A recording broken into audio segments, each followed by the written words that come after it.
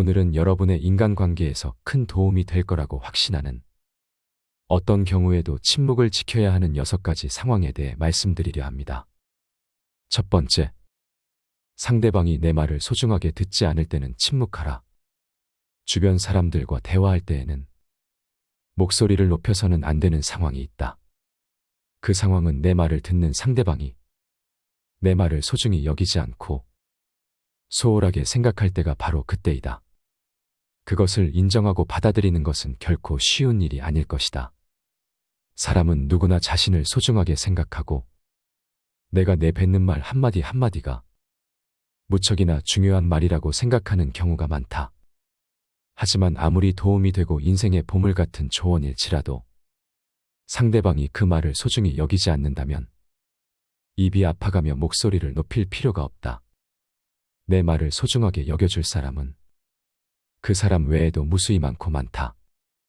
상대방에게 헛된 기대심을 갖고 이렇게 좋은 말을 해주면 상대도 좋아하겠지 라고 얘기했다가 시큰둥한 대답에 실망한 적이 많을 것이다. 따라서 이를 반드시 기억하라. 당신의 말을 소중하게 여기지 않는 사람에게는 침묵이 최고의 대답이라는 것을. 두 번째, 그 말이 진실이더라도 상처가 될 것 같다면 먼저 침묵하라. 침묵해야 하는 두 번째 경우는 내가 뱉는 말이 남들에게 유용할지라도 듣는 사람에게 상처가 될 가능성이 더 높을 때이다. 물론 진실을 추구하는 것은 무척이나 중요하다. 설령 그것이 아무리 가혹하고 상처를 줄지라도 다른 사람들이 진실을 들어야 할 때도 있지만 이러한 상황은 우리가 생각하는 것보다 더 드문 경우이다. 먼저 침묵한 후 어쩔 수 없이 상처를 주면서까지 진실을 추구하는 것이 나와 상대방에게 유용한지 아니면 그냥 무시해도 될 만큼 사소한지를 판단해라. 아무리 유용한 말이라도 진실을 추구하는 것은 남들에게 상처를 줄 수밖에 없는 일이거늘 유용하지 않다면 그 말은 상대방뿐만이 아닌 나에게도 상처로 돌아오는 법이다. 이 관계가 친구 관계일수록 더더욱 침묵하고 한 번 더 생각하라. 낯선 사람의 100마디의 모략보다도 친구 한마디의 말이 깊은 상처를 남긴다. 잘 모르는 사람이 무심코 뱉은 말은 그다지 큰 상처가 되지 않고 무시하면 그만이지만 친한 사람에게 들은 한마디 말은 그것이 사소한 것일지라도 큰 상처가 된다. 인간이 말을 하는 것은 태어나면서 곧 배우나 입을 다무는 것은 어지간해서 배우기 힘들다. 지혜를 둘러싸는 담은 침묵이다라는 말은 모두에게 교훈이 되는 세상을 살아가는 원칙이다. 자신의 지나간 생을 돌이켜볼 때 입을 잘못 놀리거나 말을 덧붙여 후회한 일은 있어도 침묵하고 있었던 것을 후회한 것은 별로 없을 것이다.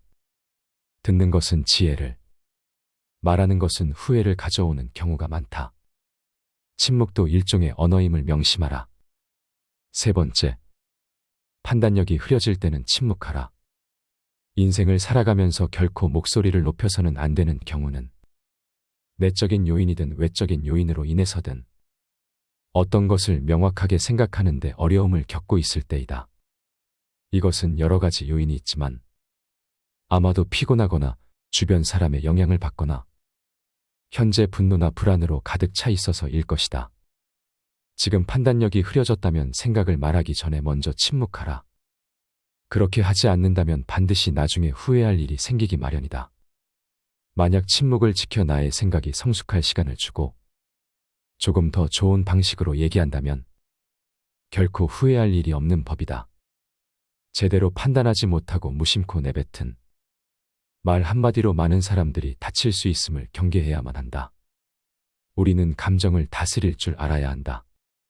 화가 나고 당황했더라도 이를 드러내지 않고 침묵하여 마음속에 가둬두어라. 사람은 누구나 감정의 폭발을 억누르기 어려운 때가 있다. 그러나 한 가지 확실한 것은 잘못된 판단으로 남에게 무심코 뱉은 말은 내 발등을 찍는 도끼가 될 것임을 명심해야 한다. 네 번째, 그 얘기가 사실인지 거짓인지 긴가민가 할 때는 침묵하라. 물론 우리는 그 말이 진실이든 거짓이든 그것에 대해 자유롭게 추측하고 목소리를 높일 수 있다. 그것이 결코 잘못된 것은 아니지만 이것은 나에게 엄청난 손해로 돌아올 때가 있다. 예를 들어 우리가 다른 사람에게 큰 영향을 미칠 수 있는 것에 대해 이야기할 때가 바로 그렇다. 예를 들어 상대방의 건강 문제나 상대방에게 손해가 될 수 있는 정보들이 그렇다. 이런 주제는 건강한 상대방도 건강을 걱정하게 만들고 상대방에게 정신적, 재산적으로도 손해를 끼칠 수 있는 법이다. 또한 아무렇게나 뱉은 소문은 어떤 상황에서는 괜찮을지 모르지만 그 소문으로 인해 상대방을 좌지우지할 수 있다면 결코 말하지 않고 침묵하는 것이 이롭다.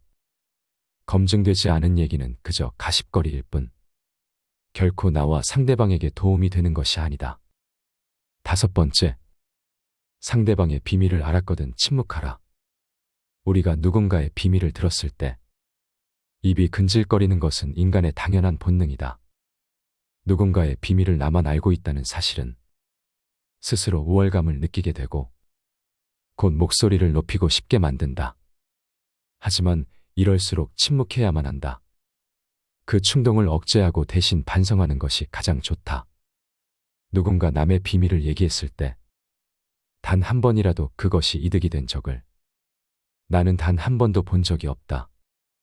우리 주위에는 입을 잘못 놀리거나 남에게 해서는 안 될 소리를 해서 인생에 큰 손해를 본 사람들이 많이 있다. 사람은 자신의 입과 혀와 함께 평생을 살아가야 한다. 혀는 자신의 의지를 가진 듯 제멋대로 움직인다. 말이나 음성은 인간의 제2의 얼굴이라고 한다. 입을 오래 벌리고 있지 말고 입을 닫아라. 이미 해버린 말을 주워 담는 것은 불가능한 일임을 생각하라. 6번째, 딱히 할 말이 없는데도 그저 떠벌리고 싶을 때는 침묵하라. 아무런 할 말이 없더라도 대부분의 사람들은 아무 도움도 안 되는 얘기를 수시로 떠벌리는 경우가 많다. 철학자 플라톤이 말하기를 현명한 사람은 말할 것이 있을 때 말하고 어리석은 자들은 그것이 무엇이든 간에 그저 말해야 하기 때문에 말한다고 했다. 굳이 할 얘기가 없거든 억지로 얘기하지 말고 침묵하라. 침묵하고 남의 얘기에 귀 기울여라. 사람에게 입이 하나 귀가 2개, 눈이 2개인 까닭은 말을 많이 하기보다는 남의 말을 많이 듣고 더 잘 보게 하기 위함이다.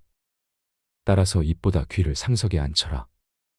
인간은 그 입을 잘못 놀려 망한 적은 있어도 귀로 잘 들었기에 망한 적은 없다. 남들에게 무뚝뚝해지라는 것이 아니다. 입은 자신을 주장하는 법이고 귀는 다른 사람의 주장을 듣는 것이다. 옛날부터 위인들이 수다를 경계하라고 강조하는 것은 결코 지나친 것이 아니다. 동물에게는 입이 하나 눈과 귀가 2인 이유는 주위의 사물을 잘 보고 소리를 잘 들어야만 생존할 수 있기 때문이다. 잘 보고 잘 듣는 것이 우리를 지켜주는 힘이 될 것이다. 침묵은 거친 세상에서 나를 지켜주는 가장 강력한 무기이다. 아인슈타인의 지혜를 빌리고 여러 생각들을 가미하여 영상을 제작했습니다.